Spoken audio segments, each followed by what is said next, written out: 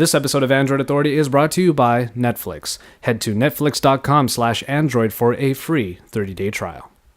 Ask and ye shall receive an answer. Hey, it's Joshua Vergara from Android Authority. What's going on, everybody? And it's Android Authority Q&A for August 14th, 2013. Our first question of the day comes from Fred. I'm waiting for the second generation Nexus 10. Any news about it? When will it be released? Will it have key lime pie?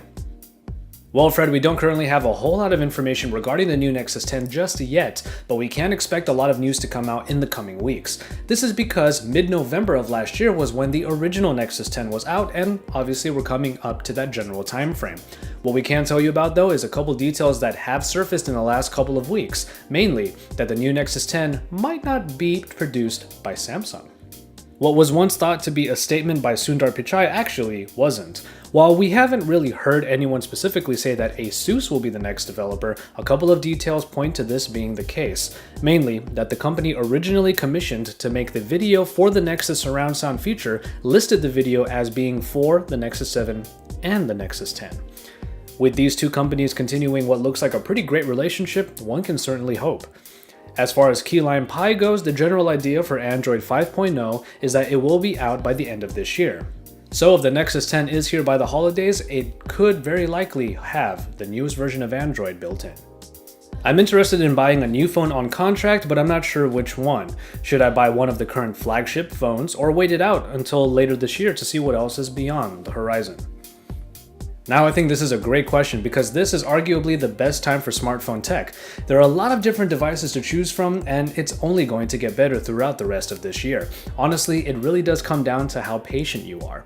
The current flagship phones are wonderful choices like the Samsung Galaxy S4 and the HTC One, but don't forget about the other players in the game like the Sony Xperia Z. You can wait a little while for the Moto X if its customization options and generally simpler outlook please you. If you're looking for a bigger phone, well, I just reviewed the huge Sony Xperia Z Ultra, and unless you are willing to wait for the Samsung Galaxy Note 3, it is pretty hard to beat.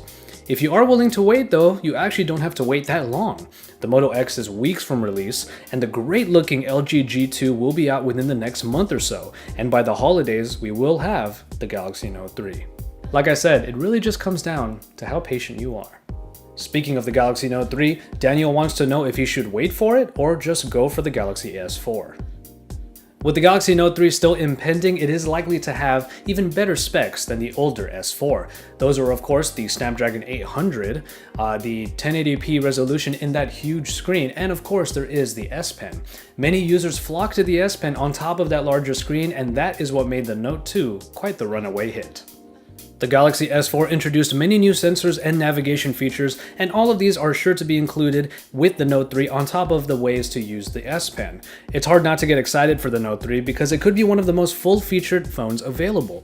Ultimately, it comes down to those key elements: the larger screen, more power, or the S Pen.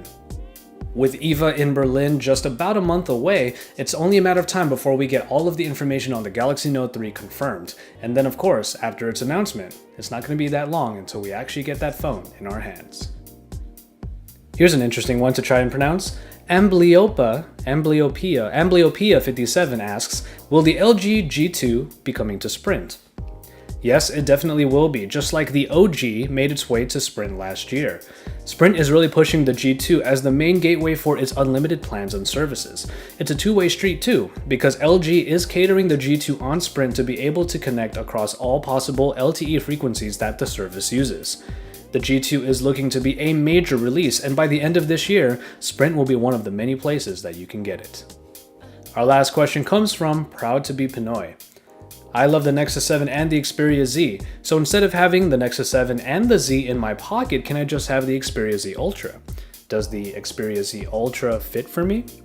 And is the Z Ultra better than the Nexus 7? First of all, mabuhay. And good timing on asking me this question just days after I reviewed the Sony Xperia Z Ultra. Now, it's no secret that I'm a big fan of the Nexus 7, and the Xperia Z Ultra just comes this short of stepping on its territory. But my suggestion here would be to really evaluate if a device of that size is really something you want to have on you all the time. The Xperia Z at 5 inches, for example, is just below the threshold of breaking portability, and it works just as it should, as a phone. On the other hand, the Nexus 7 tablet is something you can bring out, but it might primarily be used in an office or a home. The Xperia Z Ultra just might not work when you're really out and about.